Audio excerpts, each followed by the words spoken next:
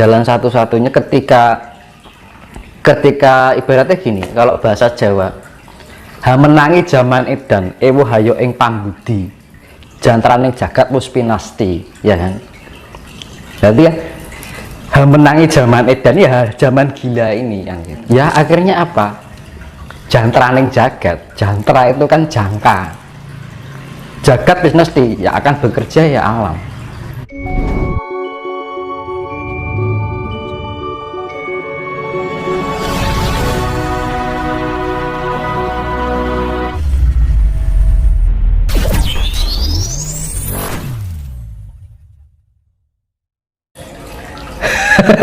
Kan sepele, nggak usah kita terlalu berpikir jauh.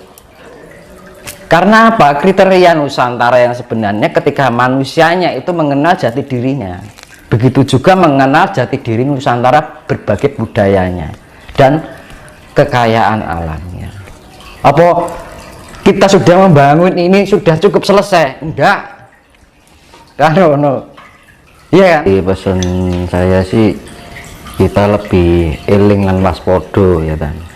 Dibilang eling lan waspada itu kan eling karo pangucape ya kan, eling dengan pikiran apa yang kita pikirkan, eling dengan apa yang kita rasakan ya kan. Kita harus menjadi pribadi yang mempunyai sifat-sifat Tuhan. Jadi harus sifat Tuhan itu include di dalam diri kita. Jadi segala kehidupan sehari-hari, dari perilaku kita, pola pikir kita, pola rasa kita, pola ucapan kita harus diarahkan pada hal yang sifatnya kasih, kan gitu.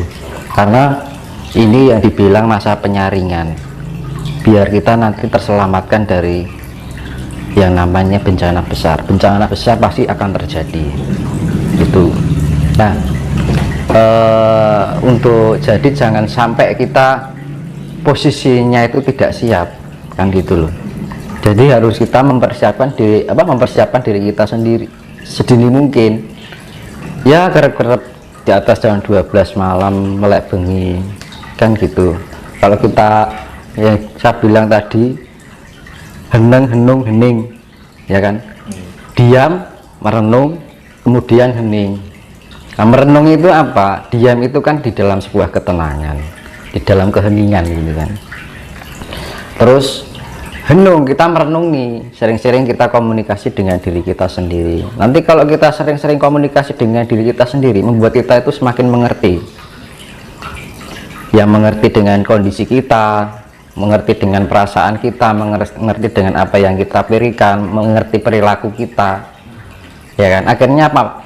Di dalam sifat mengerti itu akan menuntun diri kita di dalam kehidupan sehari-hari, biar kita menjadi lebih layak untuk dipantaskan di peradaban besok nanti. Karena peradaban besok itu ya namanya zaman kesucian, zaman kedamaian, nah gitu.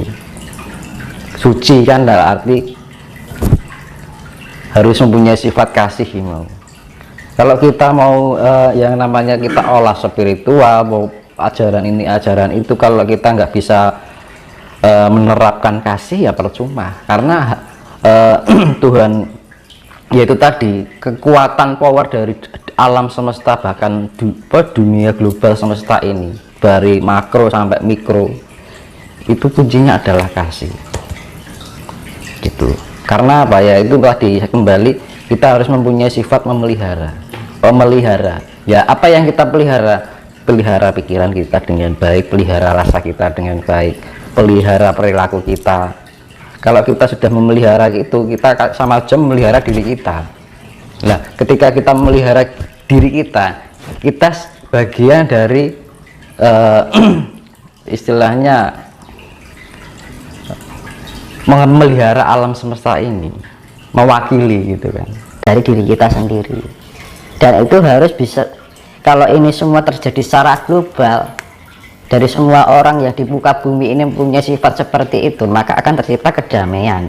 Tapi secara global ini masih antara sifat buruk dengan sifat damai ini masih condong ke buruknya, ya nggak akan mungkin tercipta kedamaian. Makanya kan jalan satu-satunya ketika ketika ibaratnya gini, kalau bahasa Jawa, ha menangi zaman edan ewo hayo ing pambudi jantraning jagat wis pinasti, ya kan. Jadi ya ha menangi zaman edan ya zaman gila ini kan gitu.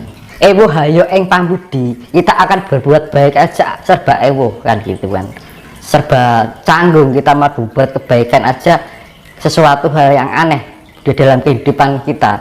Kadang kita ngolah spiritual aja dikira orang gila kan gitu kan, ya kita melakukan pendekatan dengan alam dikira orang stres kan gitu loh, kan aneh gitu kan. Ha menangi zaman edan ewo hayo ing pambudi jantraning jagat wis pinasti kan gitu. Jantraning jagat wis pinasti berarti kalau sudah mencapai tingkat kegilaan sampai ingin berbuat hal yang sifatnya budi pekerti aja dianggap yang aneh gitu kan. Ya akhirnya apa, jantraning jagat, jantra itu kan jangka, jagat pinasti ya akan bekerja ya alam. Itu tadi yang namanya global, yaitu tadi megatrust itu sifatnya pembersihan, karena air itu air samudra itu sifatnya neutron, jadi penetralisir. Terus ini Mas, terkait dengan konsep eling, bahwa jika kita mau selamat dari seleksi alam, dari bencana, kita harus eling. Apakah konsep eling itu yang dimaksud eling sama yang sang pencipta atau bagaimana? Nah, eling itu ya bagian terkecil ya, saya contohkan ya. Kita mandi, kita mandi bahwa kita merasakan bahwa yang mandiin kita air. Nah, kita itu termasuk eling, Mas.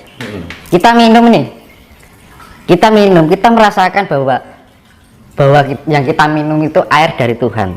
Itu eling, Mas, ya kan? Kita mau berbicara ini, kira-kira omongan saya itu menyakitkan buat orang lain nggak? Itu eling, ya kan? Perilaku kita kira-kira menyakiti, merugikan orang lain atau enggak? Itu termasuk eling.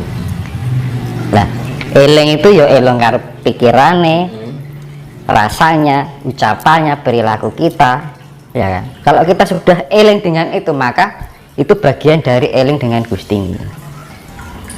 Apa sekarang gini, hal yang sepele yang sering kali kita lakukan sehari-hari, mandi, ya kan. Apa pernah kita ketika kita mandi merasakan eling malah? Kalau kita mandi dengan air kan nggak pernah kan, cuek aja kan, ya kan? Nah itu hal yang sepele itu kan. Makanya kalau mandi, ketika kita mandi diguyur dengan air, kita merasakan bahwa air itu mengguyuri tubuh kita, bahwa air itu dari alam, itu akan menambah energi loh.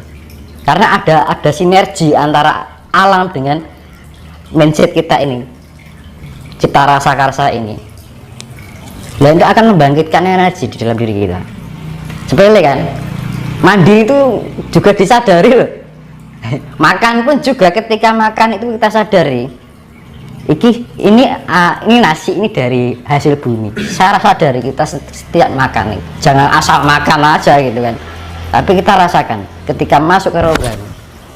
Nah ini akan sinergi nanti dari kekuatan bumi yang masuk ke tubuh kita, itu akan membangkitkan energi. Sebenarnya gitu, kalau kita ya dari namanya eling itu kan menyadari ya. Rasa rumongso itu eling. Dan waspada juga lagi, waspada dengan ucapan kita. Ya sama aja sebenarnya.